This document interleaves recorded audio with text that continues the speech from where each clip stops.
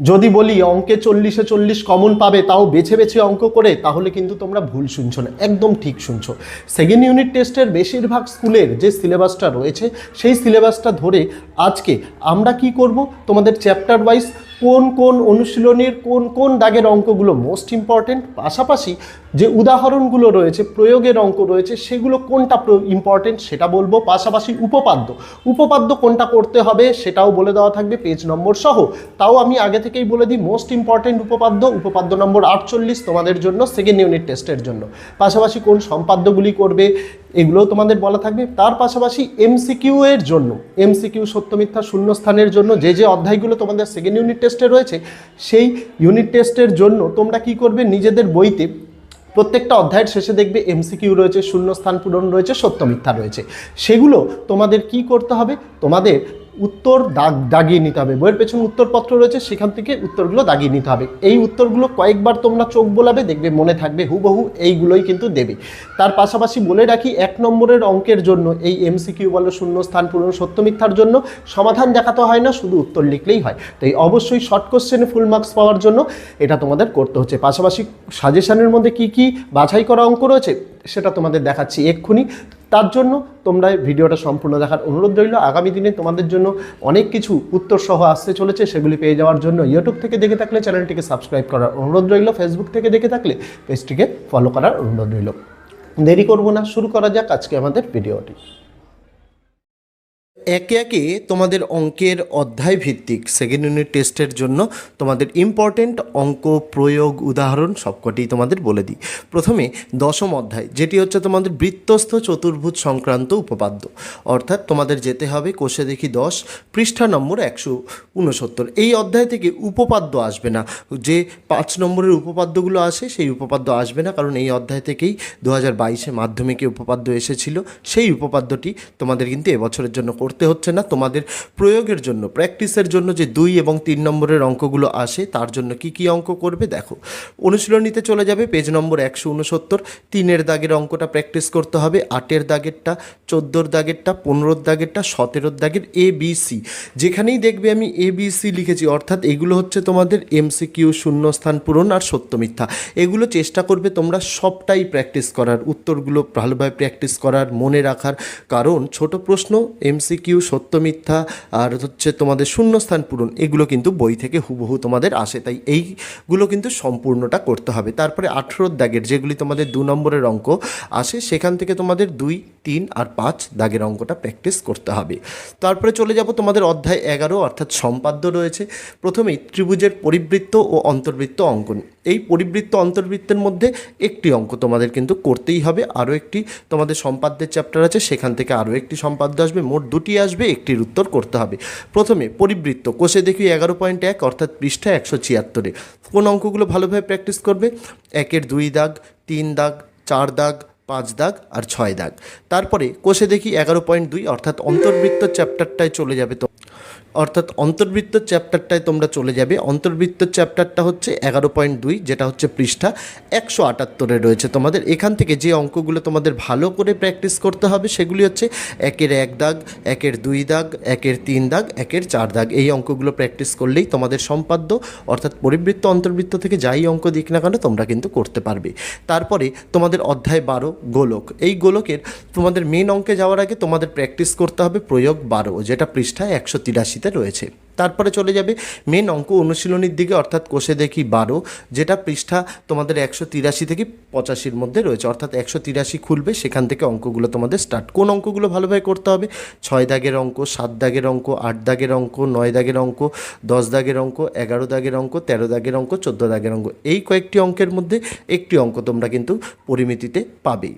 তারপরে 15 দাগের ABC, অর্থাৎ ABC মানে আবার কি বললাম, তোমাদের এমসিকিউ থাকে, তোমাদের সত্য মিথ্যা থাকে, শূন্যস্থান পূরণ, এগুলো তোমাদের সবই করতে হবে। তারপরে 16 দাগের যে অঙ্কগুলো, অর্থাৎ 2 নম্বরের জন্য 1, 2, 4 আর 5 করতে হবে। 4 আর 5, তার মধ্যে 5-এর দাগেরটা খুব ইম্পর্ট্যান্ট এবং পরীক্ষায় আসার সম্ভাবনা সবচেয়ে বেশি। তারপরে চলে যাবে তোমাদের অধ্যায় 13 অর্থাৎ ভেদ। এখানে তোমাদের অধ্যায় 13তে প্রথমে চলে যাবে পেজ নম্বর 191-এ। এখানে প্রয়োগ 16 এবং 17 এই দুটি অঙ্ক ভালোভাবে প্র্যাকটিস করতে হবে। তারপরে পরের পেজ 192-এ যাবে, এখান থেকে প্রয়োগ 18-র অঙ্কটা ভালোভাবে করতে হবে। তারপরে পেজ 193-এ যাবে, এখান থেকে প্রয়োগ 19, 20, 21 এই তিনটে অঙ্ক করতে হবে। তারপরে পৃষ্ঠা 194-এ 23, 24, 25 এই অঙ্কগুলো তোমাদের ভালোভাবে করতে হবে। তারপরে চলে যাবে মূল অনুশীলনীর দিকে। কোষে দেখি 13, এখান থেকে তোমাদের 3-এর 3 দাগের অঙ্কটি করতে হবে, 4-এর 2 আর 3 দাগের অঙ্কটি, 5-এর 3 আর 4 দাগের অঙ্কটি, 6-এর 2 আর 3 দাগের অঙ্কটি, 7-এর 2 দাগের অঙ্কটি, আর 8, 9, 11, 13 এই চারটের মধ্যে একটি অঙ্ক তো তোমরা পাবেই যেটা তোমাদের অর থাকে, ঠিক আছে।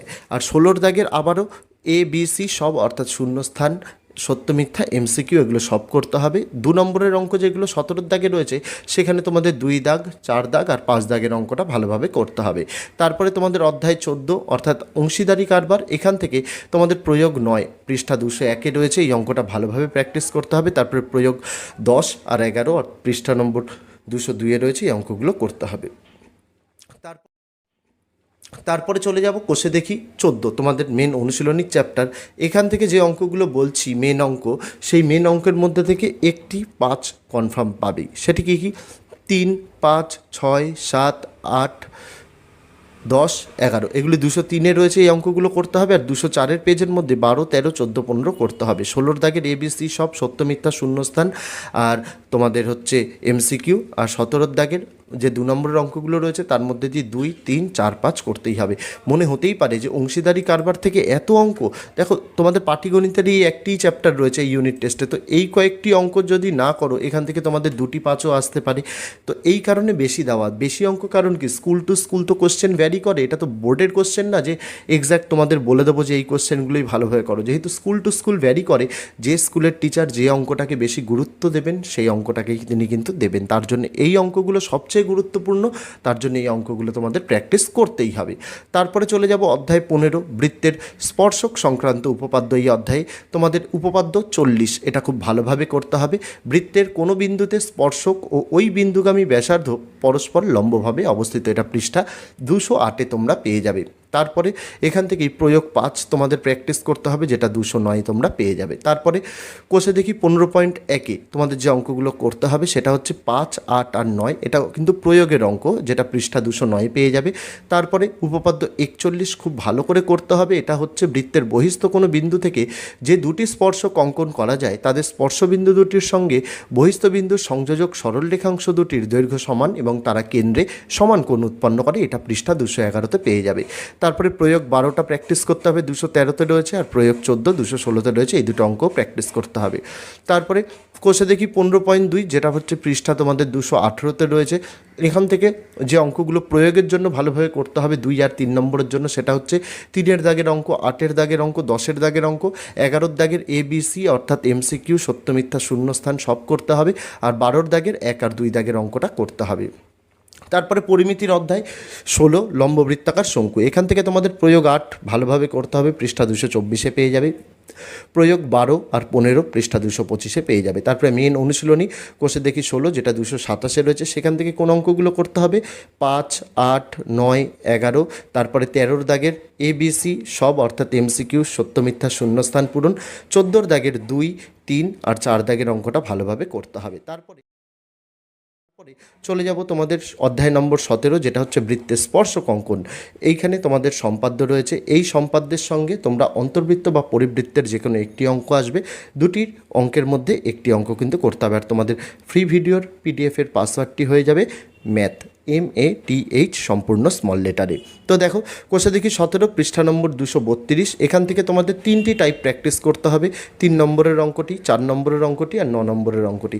ভ্যালু যে কোনো কিছু দিতে পারে, তোমাদের মেন কনসেপ্টটা ক্লিয়ার থাকা চাই। তারপরে মোস্ট ইম্পর্টেন্ট অধ্যায় সদৃশ্যতা, এখান থেকে তো এই যে উপপাদ্যটা তোমাদের বলবো এটা আসবেই পরীক্ষায়।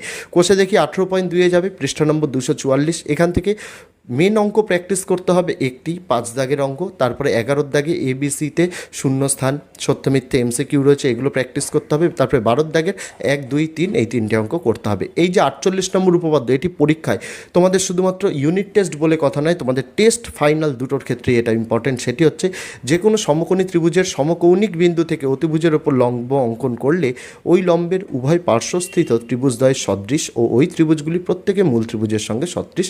এটা পৃষ্ঠা 255-তে তোমরা পেয়ে যাবে। তারপরে প্রয়োগ 24 প্র্যাকটিস করতে হবে, যেটা পৃষ্ঠা 257-তে রয়েছে উপপাদ্যের প্রয়োগ হিসেবে। এটি যথেষ্ট গুরুত্বপূর্ণ।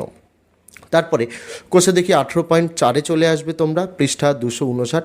এখান থেকে যে অঙ্কগুলো প্র্যাকটিস করতে হবে সেটা হচ্ছে 2 দাগের অঙ্কটি, 5 দাগের অঙ্কটি, 7-এর ABC অর্থাৎ শূন্যস্থান এমসিকিউ সত্য মিথ্যা প্র্যাকটিস করতে হবে। তারপরে 8-এর দাগের 1 2 3 4 এই 4টি অঙ্ক প্র্যাকটিস করতে হবে। তো এই ছিল ছাত্রছাত্রীরা তোমাদের সেকেন্ড ইউনিট টেস্টের, মাধ্যমিক বা ক্লাস 10-এর তোমাদের যে সেকেন্ড ইউনিট টেস্ট রয়েছে অঙ্কের অধ্যায় ভিত্তিক তোমাদের সাজেশন, যে অঙ্কগুলো তোমাদের ভালোভাবে প্র্যাকটিস করতে হবে এবং এই অঙ্কগুলো ভালোভাবে প্র্যাকটিস করলেই 100% তোমরা কিন্তু সেকেন্ড ইউনিট টেস্টে তোমরা সমস্তটাই কিন্তু কমন পেয়ে যাবে।